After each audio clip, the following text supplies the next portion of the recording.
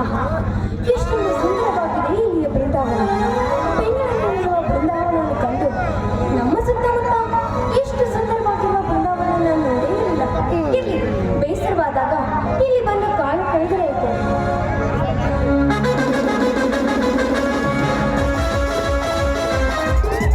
ಬೇಸರವಾದಾಗ ಬಂದು ಕಾಲ ಕಳೆಯಲು ಇಲ್ಲಿ ಸಾಕಷ್ಟು ಸ್ಥಳಗಳಿವೆ. ರಾಜಮನೆತನಗಳು ಕಟ್ಟಿಸಿದ ಕೋಟೆಗಳಿವೆ. ಸುಂದರವಾದ ಶಿಲಾಪಾಲಿಕೆಯ ಚಿತ್ರವಿರುವ ದೇವಸ್ಥಾನಗಳಿವೆ. ಇಲ್ಲಿಯೇ ಸ್ವಲ್ಪ ದೂರದಲ್ಲಿ ಓರ್ಮೆರುವ ಜಲಪಾತವಿದೆ. ಈ ಭಾಗಕ್ಕೆ ನೀರಾವರಿ ಒದಗಿಸಿ ಎಲ್ಲೆಲ್ಲೂ ಹಚ್ಚ ಕಾಣಲು ಕಾರಣವಾದ ದೊಡ್ಡ ಹಣೆಗಳು. ಇನ್ನೇನು ಬೇಕು ನಿಮಗೆ? ನನಗೆ ಯಾವುದೂ ಬೇಕಾಗಿಲ್ಲ. ನಾನು ಮಾತನಾಡುತ್ತಿದ್ದು ಈ ಬೃಂದಾವನದ ಬಗ್ಗೆ ಅಷ್ಟೇ. ಓಹೋ, ಹಾಗೂ ಹೌದೌದು. ಈ ಬೃಂದಾವನವಂತೂ ಬಲು ನಯನ ಮನೋಹರವಾಗಿದೆ. ಎಷ್ಟೊಂದು ಬಗೆ ಬಗೆಯ ಹೂಗಳಿವೆ ಇಲ್ಲಿ. ಇದುವರೆಗೂ ನಾನು ನೋಡದೇ ಇರುವ ಹೂಗಳು ಕೂಡ ಇವೆ. ಈ ಹೂವಂತೂ ತುಂಬಾ ಸುಂದರವಾಗಿದೆ. ಯಾವ ಹೂ? ಓಹೋ, ಆ ಹೂವಾ? ಅದನ್ನು ನಾನು ಬೆಂಗಳೂರಿನಲ್ಲಿ ಸಾಕಷ್ಟು ನೋಡಿದ್ದೀನಿ.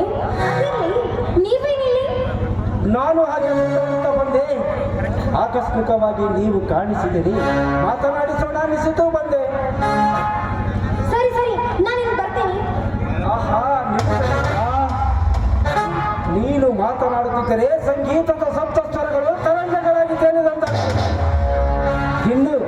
ಇನ್ನು ಕೇಳಬೇಕು ಅನಿಸುತ್ತದೆ. ಅಂದಾಗ ಇಷ್ಟು ಬೇಗ ಹೊರಟರೆ ಹೇಗೆ? ಹೇಗೆ ಅಂದ್ರೆ ನಿಮ್ಮ ಜೊತೆ ಮಾತನಾಡ್ತಾನೆ ನನಗೆ ಸಮಯ ಇಲ್ಲ. ಅದರ ಅವಶ್ಯಕತೆ ಕೂಡ ನನಗಿಲ್ಲ.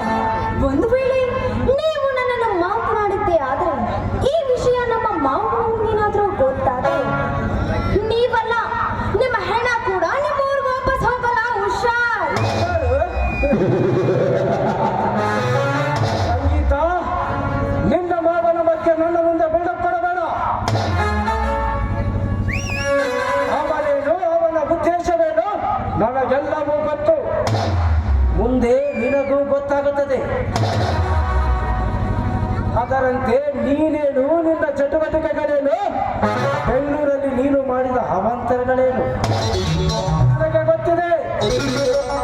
ಈ ನನ್ನ ಮೊಬೈಲಲ್ಲಿ ರೆಕಾರ್ಡ್ ಕೂಡ ಆಗಿದೆ. ತೋರಿಸಲೇ? ಇವನು ನನ್ನ ಬಹಳ ದಿನದಿಂದ ಫಾಲೋ ಮಾಡ್ತಿದ್ದಾನೆ ಅನ್ಸುತ್ತೆ. ಹೌದು, ಇವನ್ ಜೊತೆ ತುಂಬಾನೇ ಹುಷಾರಾಗೇ ಇರ್ಬೇಕು. ಯಾಕೆ ಬಾಯಿ ಕೈ ಈಚೆಗೆ ಬರುತ್ತಾ ನೆಲ ಕೆರಿತಿರುವೆ. ಕೂಡು ಸಂಗೀತ, ಕೂಡು, ಟೆನ್ಷನ್ ಮಾಡ್ಕೋಬೇಡ. ನೋಡಿ ಮಿಸ್ಟರ್, ನೀವು ನನ್ನನ್ನು ಹೆದರಿಸಿ ಮಾತನಾಡುವುದನ್ನು ನಿಲ್ಲಿಸಿ. ಹೌದು, ಟೇಪ್ ರೆಕಾರ್ಡಲ್ಲಿ ರೆಕಾರ್ಡ್ ಆಗಿದೆ ಅಂತ ಹೇಳಿದ್ರಲ್ಲ, ಏನಿದು? ಅಂತಹ ತಪ್ಪು ನಾನೇನ್ ಮಾಡಿದ್ದೇನೆ? ಅದ ತಪ್ಪು ನನ್ನ ಬಾಯಿಂದ ಯಾಕೆ ಹೇಳಲಿ? ನೀನು ಹೂ ಅಂದರೆ ನೇರವಾಗಿ ನಿನ್ನ ಮಾವನಿಗೆ ತೋರಿಸಿಬಿಡ್ತೇನೆ. ನೀನು ಅವನ ಮುಂದೆ ಏನಾದರೂ ಮಾತನಾಡಿಕೊ, ತುಂಬಾ ಚೆನ್ನಾಗಿರುತ್ತೆ. ಬೇಡ, ದಯವಿಟ್ಟು ಆ ರೀತಿ ಮಾಡಬೇಡಿ. ನಿಮ್ ಕೈ ಮುಗಿದು ಬೇಡ್ಕೊತೀನಿ, ಆದ್ರೆ ಇದನ್ನೆಲ್ಲ ಡಿಲೀಟ್ ಮಾಡಿ ಪ್ಲೀಸ್. ಅದು ಹೇಗೆ ಸಾಧ್ಯ?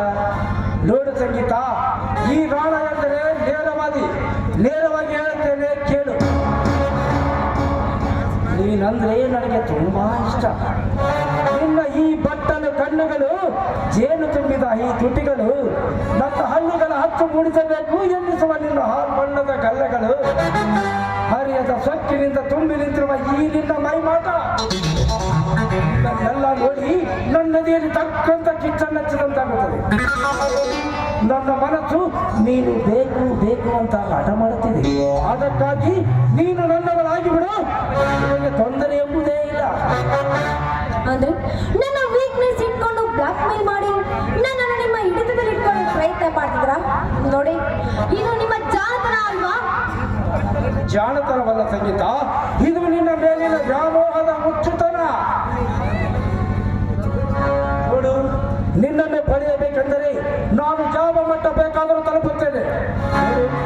ನಿನ್ನ ಕಾಲೇಜ್ ದಿನಗಳ ಹಿಸ್ಟರಿಯನ್ನು ನೆನಪಿಸಿ ನಿನ್ನನ್ನು ಬ್ಲಾಕ್ ಮೇಲ್ ಮಾಡುವ ಅವಶ್ಯವೇನಿಲ್ಲ. ನಾನು ಅದನ್ನು ಮರೆತು ಬಿಡುತ್ತೇನೆ, ನೀನು ಮರೆತು ಬಿಡು. ಒಟ್ಟಾರೆ ನೀನು ನನ್ನ ಸಾಂಗತ್ಯಕ್ಕೆ ಒಪ್ಪಿಗೆ ನೀಡಿಬಿಡು, ಸಾಕು. ನೀವು ಮಾಡುವುದು ತಪ್ಪು. ನಮ್ಮ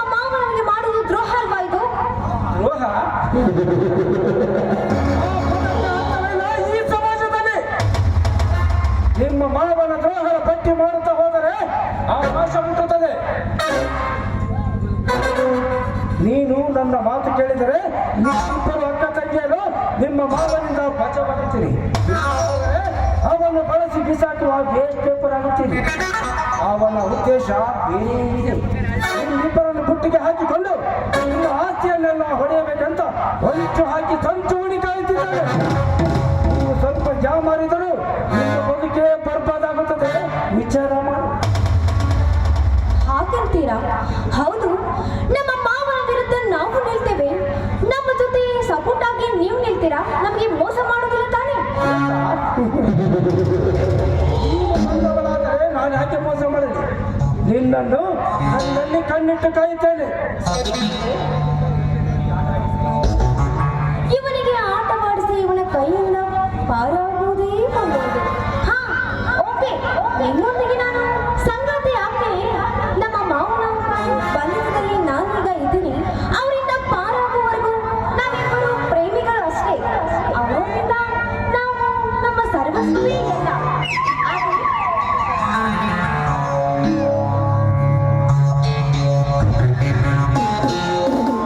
ಇನ್ನೇನಿದೆ? ಪ್ರೇಮದ ಅಡಿಗೆಯ ಭರ್ಜರಿ ಭೋಜನ ದೊರೆಯದಿದ್ದರೂ ಅದರ ಪರಿಮಳದ ಮಾಧುರ್ಯವನ್ನು ಸವಿಯಲು ಅವಕಾಶ ನೀಡಬಹುದಲ್ಲ. ಒಂದು ಮಧುರ ಮುತ್ತನ್ನಿಟ್ಟು ಪ್ರಣಯ ಗೀತೆ ಹಾಡಿ ಮನ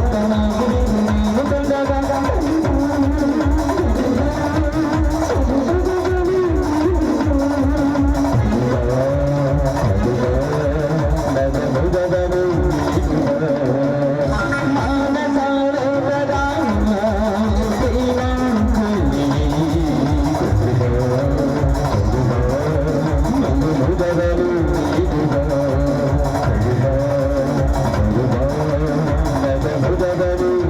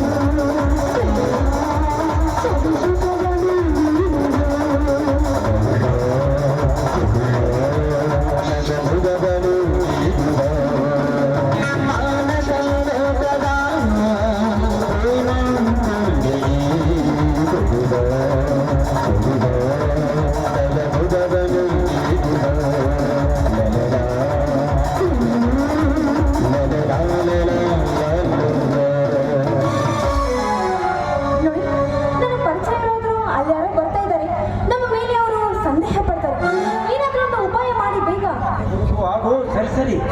ಲೇ ಹೆಣ್ಣೆ, ನಿನ್ನಂತಹ ಕಾಲೇಜು ಹುಡುಗಿಯರನ್ನು ನಾನಷ್ಟು ನೋಡಿಲ್ಲ. ಇಂತಹ ಪಿಂಕದ ಮಾತನಾಡಿದರೆ ಬಿಟ್ಟು ಬಿಡುವೆಂದು ಬಂದಿರುವೆಯಾ?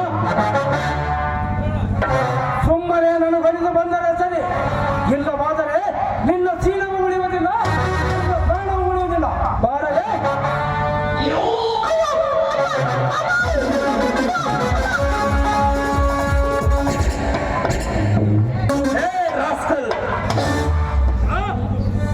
ಮನುಷ್ಯನೇನೋ ನೀನು? ಒಂಟಿ ಹೆಣ್ಣು ಸಿಕ್ಕಿದ್ದಾಳೆಂದು ಬಲಾತ್ಕಾರ ಮಾಡಲು ಪ್ರಯತ್ನಿಸುತ್ತಿರಲ್ಲ. ಲೇ ಕುಲ್ಲೆ!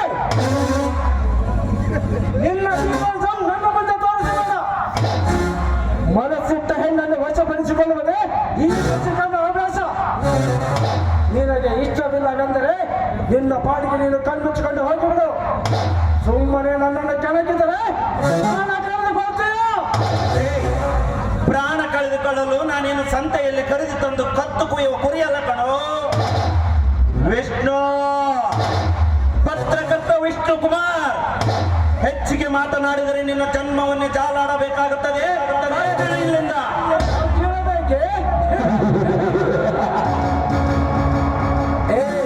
ನೀನು ಪತ್ರಕರ್ತ ಎಂದ ತಕ್ಷಣ ನಾನು ಎದರಿ ಹೋಗಿ ಬಿಡಬೇಕು.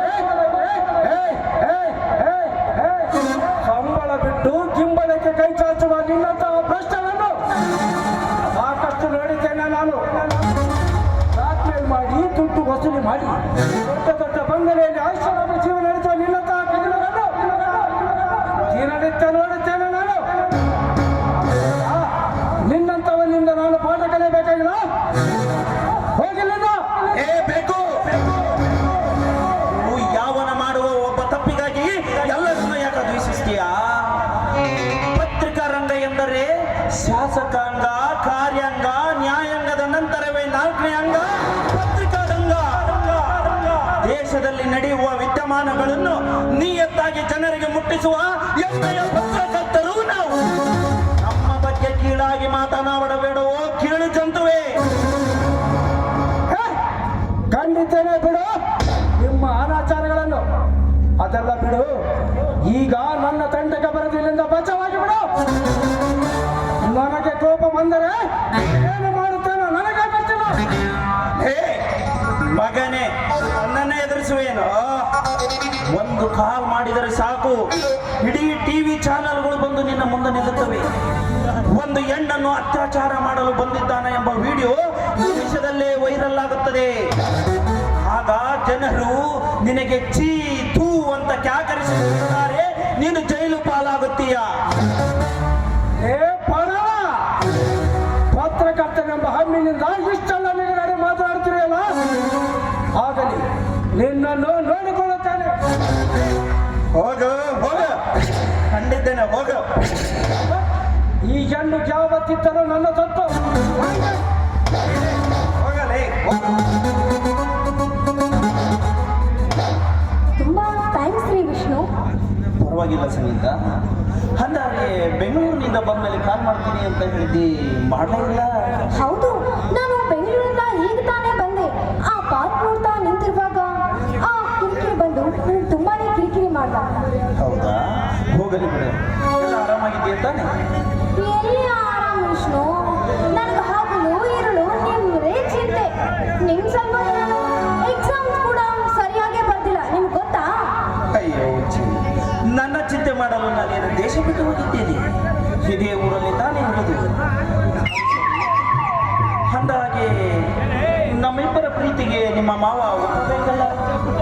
ನಾನು ಬೆಂಗಳೂರಿನಿಂದ ಬಂದ್ಮೇಲೆ ಗೊತ್ತಾಯ್ತು ನಿಮ್ಮ ಮಾವ ಡೇಂಜರ್ ಮ್ಯಾನ್ ಅಂತ. ಒಂದು ವೇಳೆ ನಮ್ಮಿಬ್ಬರ ಪ್ರೀತಿಗೆ ನಿಮ್ಮ ಮಾವ ಕಂಟಕನಾದರೆ ನೀನು ಆ ಮನೆಯನ್ನು ತೊರೆದು ನನ್ನಿಂದ ಬರಲು ಸಿದ್ಧನಾಗಿರಬೇಕು ಅಲ್ಲವೇ? ಆ ಧೈರ್ಯ ಇದೆ ತಾನೇ ನಿನಗೆ? ಏನು, ನಾನು ಆ ಮನೆಯನ್ನು ತೊರೆದು ಬರ್ಬೇಕಾ? ಯಾಕೆ ವಿಷ್ಣು? ಆ ಮನೆ ನಮ್ದು. ನಾನು ಕೂಡ ನಮ್ಮ ಅಕ್ಕ ಗೀತಕ್ಕ ಇಬ್ರು ಅದೇ ಮನೆಯಲ್ಲೇ ಇರ್ತೀವಿ. ಒಂದು ವೇಳೆ ನಮ್ಮ ಮಾವ ಏನಾದ್ರೂ ನಮ್ಮ ಮದುವೆಗೆ ಒಪ್ಪದೆ ಹೋದ್ರೆ ಅವನು ಕೂಡ ಮನೆಯಿಂದ ಹೊರಗಾಗ್ತೀನಿ ಅಷ್ಟೇ. ನೀವೊಬ್ರು ನನ್ನ ಜೊತೆ ಗಟ್ಟಿಯಾಗಿ ನಿಂತರೆ ಸಾಕು. ಏನಂತೀರಾ? ಅವನೇನು ಮಾಡುತ್ತಾನೆ ಸಂಗೀತ, ನಾನಿದ್ದೇನೆ, ಚಿಂತೆ ಬಿಡು. ಹೌದಾ? ಚಿಂತೆ ಮಾಡಲ್ಲ. ಇಂತಹ